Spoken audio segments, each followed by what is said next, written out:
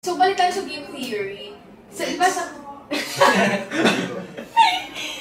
ano yung mga na-encounter nyo na sa game theory na unknowingly nagamit nyo yung concepts ng game theory? So for me, is unknowingly before, yung mga group projects, like assigning tasks. That one I didn't think na, you needed game theory, but since we're assembling everybody's choices and strengths para we get the best outcome. We do use game theory. Ako naman, feeling ko na nagamit natin siya if pumili tayo kung sino magbabayad sa mga groups. Ako naman sa sa everyday chores sa condo. Kasi maraming ginagawa sa condo na hindi ka makapag-decide kung ano yung unahin mo. So with game theory, parang nakakatulong na sa decision making kung ano yung unahin mo, kung ano yung mas madali, gano'n. Ikaw, Alfred. Game theory? Totoo lang, wala akong maisip. Yun. Yung alam niyo yung, kunwari yung AB. Tapos, yung A, magde-decide kung B or C. Tapos yung second guy, magde-decide kung ano man yung napadpad niya. Yun. Yung parang siya. Let's say, chess siguro. Yeah. Magnus Carlsen, Yan, chess. I think, chess. game theory. Chess. Cardiovascular. Yan. We all hate this, pero why do you think we should learn coding theory and cryptography? I would say, so coding theory is to hide the original message, right? You have to decrypt it or decode it. So people do that to keep the message safe, right? So I would say you should learn it so that you can keep the message safe, so that it's safe, so that the information doesn't fall into the wrong hands. At saka ang technology kasi ngayon, parating na siya ng buhay natin . Di ba dati parang sinasabi natin na hindi natin kailangan technology, pero kailangan na natin . Sa school pa lang kailangan natin technology. Sa communications pa lang kailangan na. So ang coding theory kasi, parang sinabi mo, maganda siya for keeping something safe. Kunyari, yung passwords natin. Maganda siya. At saka kailangan natin sabayan yung mundo. Kasi constantly evolving siya . Ang coding theory parang bago lang siya . Nung dumating lang technology, at saka lang nagkaroon ng coding theory. At saka kailangan aralin natin para makasabay tayo, para hindi tayo napag-iiwanan. Kasi di natin alam kung ano mangyayari .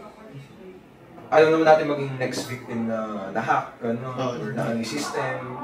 At saka maganda rin ang coding theory para sa mga businesses na gustong i-keep safe yung mga assets nila, kunyari yung pera nila, ganun. Ako naman, like what Robert said, people really need to learn yun na. Kasi to secure information. I think mostly talaga to secure information. Yun yung mga ikaw.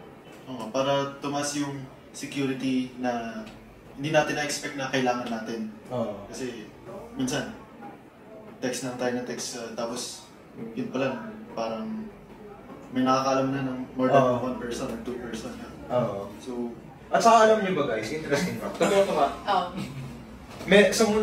Sa mundo pala natin ngayon, meron parang isang underground na pwesto.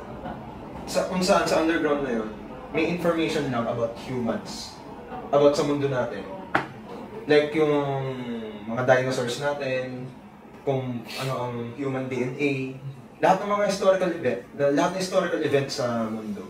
Like yung pag-ikot ni Magellan sa lahat, nandun lang.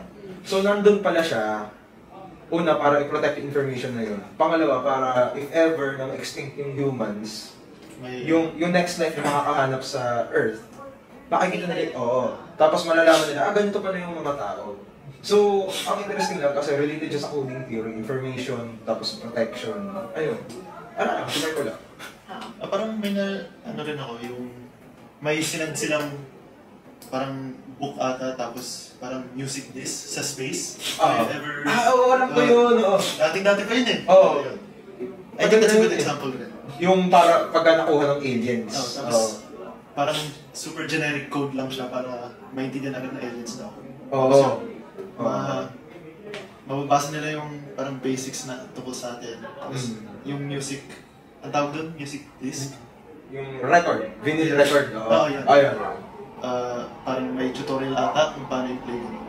Oo. Kasi hindi naman natin alam kung yung aliens, ano, di ba? Nag-English or iba. Kaya symbols yung ginagamit. Ayun, oo. Related din yun sa coding theory kasi, didecode din nila yun eh. Yeah. So, sa linear programming naman, in what way can you use or how can you use linear programming? Transportation problems or assignment problem, ganun, or models in your everyday life? Siguro linear programming now as students we can use sa allowance natin, sa pag-budget for food, for wants natin, or yung mga needs for bills, for linear programming. Linear program. Tama sa budget. Saka sa mga businesses. Maganda rin ang linear programming. Tama. Kasi ano siya eh. Kasi sa business kailangan ng budget lang, gano'n. Nakakatulong din linear programming sa gano'n. Para sa mga medyo reports rin nila. Ayun. Represent. Yung parang pag-organize ng budget. Ayun, At saka yung sa sige. Basically, parang planning daily tasks. Gano'n. Okay. At saka sa transportation problems, yung, kunyari, may nagko-commute ba sa atin? Ako dati. May nagda-drive sa atin? I drive. Ikaw. Di ba mas madali na maghanap ng mga routes na mas malapit sa school, di ba? Yeah, the most efficient. Ayun. Kaya yun, magagamit mo din yung transportation. Kahit tayo na naglalakad lang papuntang school, di ba? May mga daan din na mas maikse kaysa dun sa mas mahaba. Kunyari, pupunta sa Andrew. Or mas safe. Ayun, mas safe yung mga yun. I agree. So, in terms of patterns naman, nakikita niyo ba yung... Ayaw yung patterns, diba? Nakikita niyo ba yung patterns in nature? Or like arts, crafts, designs, gano'n? Why or why not? Kahit ayoko yung pattern. Sige. Do you think beauty can be measured as suggested by the golden ratio? I think so, yes. Kasi... You think so? I do think so. Kasi... Base sa mga alam ko sa golden ratio, it is golden. Like, by golden... Pwede mo ibenta? Metaphorically, beauty siya. Beauty in math. Sa totoo lang, ito lang talaga yung pinaka-gusto ko pagdating sa math. Di ba hit mo yung pattern? Pero gusto mo yung golden ratio? Oo. Doon tayo nagdi-disagree. Ay! Kasi, bakit? Feeling ko, hindi na-define ang golden ratio ang beauty. Yeah. Me too. I don't think beauty can always be measured. Me too. Kasi for me, beauty is subjective. For me lang, beauty is subjective. So just because I find it pretty, doesn't mean that you'll find it pretty. Pero beauty can always... Yung point niya kasi na, yung golden ratio kasi, parang lang siya. It can be measured but it cannot be seen by everyone. Ayun, Kasi parang has their own taste. Parang siya yung, alam mo sa ice cream? Di ba ang base flavor ng ice cream is vanilla? Tapos para magkaroon ng flavor ice cream, tapos compare ni vanilla. Parang ganun yung golden ratio. Ang base ng beauty is yung golden ratio mismo. Tapos, ikaw na lang bahala kung ano. So, saan nyo na-notice yung patterns? Personally, I don't really see marami. Nung junior high school ako, yung grades ko sa art, 74, 75, 74. Yung pattern yun. Nga. Ako naman sa mga art and design, di ba pag nag-drawing sila, gano'n, may mga patterns naman yun. Ay, oo. Ako pag, alam niyo ba ito, nagdodrawing? Ay, sa long pest, may man-notice may mga patterns dun eh. Sa long pest. Oo, lahat ng taon hindi mo masasagot. ABA, At saka yung mga score ng mga klase, 25, 24, 25. Okay, so final question ko na to. Did you enjoy learning this course? In general, is the course madali lang or difficult to understand? Yung course na to, honestly may highs and lows siya.